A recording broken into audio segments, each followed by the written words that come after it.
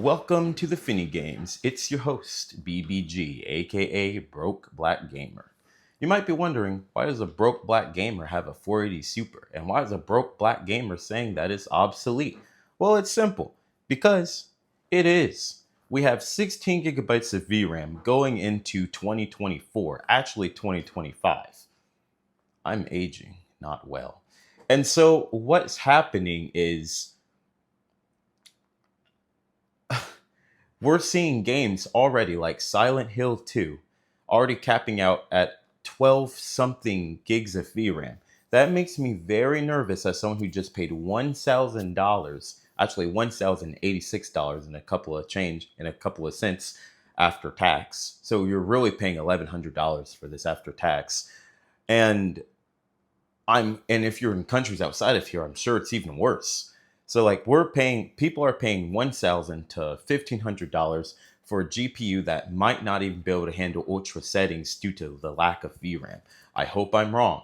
And maybe a lot of these reports are because a lot of people aren't testing with DLSS and frame generation because we don't want to accept the fact that that's the future.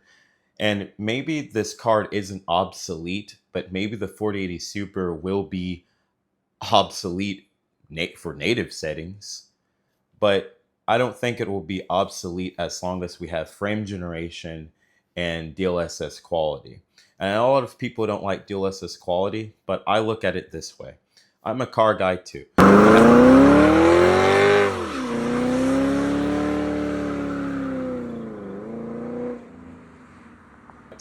I have a V8 2008 Pontiac G8. It was my dream car when I was a kid. I'm 31 years old. I've had it since COVID.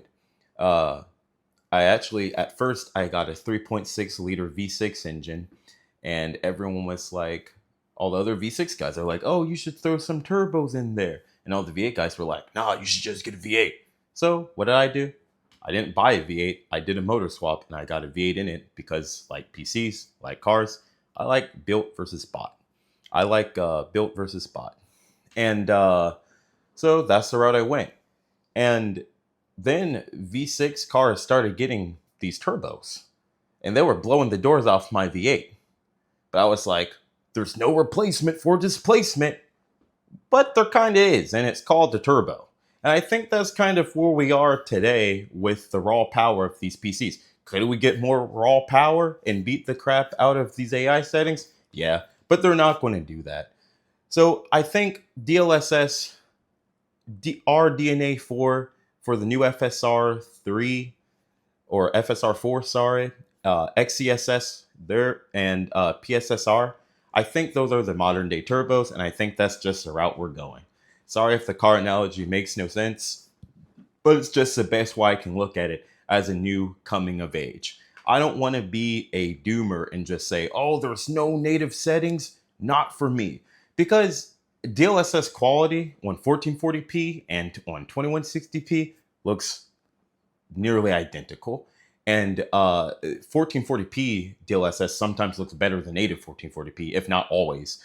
And in a couple of games, even Digital Foundry showed DLSS quality with looks better in some of the newer games. And a lot of people who haven't upgraded to a 40 series GPU, DLSS and frame generation on these things are top notch, second to none. I've owned a 1080 Ti, a 2080 Ti, and now I'm on a 4080 Super. I always try to get the middle ground of the flagship and the highest 80 series card. I always go for the Ti, the 80 Ti, or the 80 Super. Unfortunately, we didn't get a Ti in this variant, and we didn't even really get a Super. We got a price cut with like 5 more CUDA cores or something, and 1 extra frame in the frame percent lows, and 2 extra frames in the overall frames. But I'm not here to complain. I'm just here to bring concern if this card is actually really obsolete. It might be, but then we saw the leaks, and it looks like the 5080 is going to be releasing with 16 gigabytes of GDDR7. And I know that will make it faster for sure, but will actually help with the memory? And I don't think so. And with the new PS5 Pro, we see that they also have 16 gigabytes, 13 or 14 usable. And that makes me feel safe. But when I say obsolete, I mean when I pay $2,000 for a piece, $2,000+ for a PC, and over $1,000 for a GPU, I expect to be able to play at ultra settings with ray tracing for at least 2 years. I'm not being unreasonable. I'm not saying 3 years, 4 years, 5 years. I'm not saying that. I just think that I should be able to play max game settings for at least 2 years. And I also think that if you're releasing a GPU that has 32 gigabytes of VRAM, your second card, why does it only have half at being at 16 gigabytes of VRAM? And I know like it was similar with the RTX Titan in the 2080 Ti, but that 2080 Ti had so much raw performance that they're still almost neck and neck to this day. So if you had the RTX Titan, you could use it for other things, but like in terms of gaming, we get a 5 FPS difference like today on most games. So that 24 gigabytes of VRAM didn't even help that much for gaming. So I'm not even complaining about it like that. My complaint is if we are seeing games like Silent Hill 2 already take 12 gigs of VRAM because DLSS with the AI and frame generation because of the AI, they do take a lot of VRAM. So if we're already seeing 12, why are we releasing cards in 2024 and 2025 with half the VRAM of 32 if you already have 5 cards that I know of on the market, NVIDIA, that already have 24 gigabytes of VRAM? Being the RTX Titan, being the RTX 3090, the RTX 3090 Ti, the RTX 4090, and the RTX 5090 with 32 gigs of VRAM. And the crazy thing is, like like one of those graphics cards, I believe, came out in 2018. So if a card in 2018 can have it, why can't my 2024 4080 Super that costs that much? I know why, because we don't want to compete with the 4090 because we just want to get people to get the 4090. And I know that is just the way things are going now, but there has to be something in the middle. And I know that the people are saying just go AMD.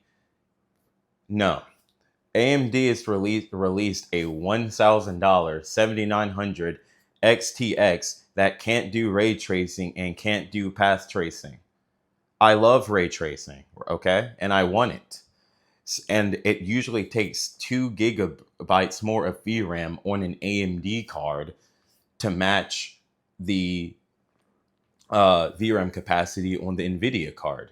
And I know that AMD is better at rasterization, but with ray tracing on, you won't care because it will just look that much better with ray tracing. And so if the 7900 XTX released for like $700 day one, me and NVIDIA would be done. But that's not what they did because everyone's just trying to take advantage of these stupid, overpriced, outrageous GPU prices. So that's just where I am with that. And correct me if I'm wrong. I could be wrong about everything. I've been a PC gamer for a really long time, but I've never really been into keeping up with the trends in the market. So the market is something that's new to me, and seeing how they're selling, that's all new to me. But I've just been trying to study the market and see the trends, and it looks like nothing we've ever seen before. But I guess I'll put it this way: the 4080 Super will not be obsolete if if DLSS and frame generation can pull it through with smooth, good-looking frames as the AI architecture and software continues to improve. In our case, it would just be software. I'm not 100% sure how it will improve over the 50 series. I've read some things, but I'm just going to wait until it comes out. But I might have to be upgrading to a 4090 or 5090 if that happens. And no, I don't think that, again, I don't think that the 4090 will be any cheaper than $1,800. I think it's going to be a lot like what happened with the 9800X 3D and the 7800X 3D. We're going to see the 7800X 3D go from $350 to $500, and magically later, the 9800 X3D came out for $400, which is still overpriced and more than what they were charging it. I believe the same thing is going to happen when we go from the 5080 Super to the 5080. The 5080 I hope not, it could stay at the same price like we've seen with the PlayStation 5. We haven't even got a price cut except for that holiday one, but then it's going back up. And that's important because they're not lowering prices. The used market is trash, guys. It costs $2,200 to buy a used 4090. I know. I wait for one every day on Facebook Marketplace and eBay. And I have seen some PNY ones going for $19.99, but I do not want one of those things in my PC. Sorry. So, yeah, so it's just been tough. And I just don't see the prices going down for the 40 series cards. And I see these cards going up because they never sell at MSRP. And that's another story for another day. But the trends lately have just been terrible.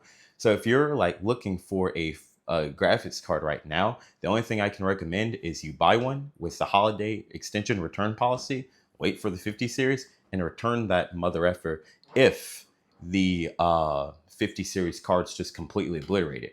But if they look exactly the same and all the prices go up, at least you have one and you don't have to pay even more for a card with 16 gigabytes of VRAM that you're already overly concerned about. And that was actually my plan coming into this, except I wanted to test it out, give the benefit of the doubt. And I do love it with DLSS quality. I think it's great.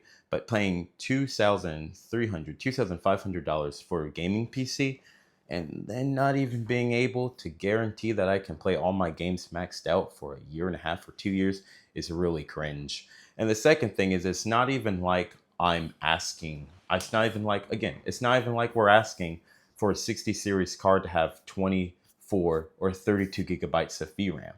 We're just asking that we can pay $1,500 to maybe get 2/3 the amount of VRAM of the 5080.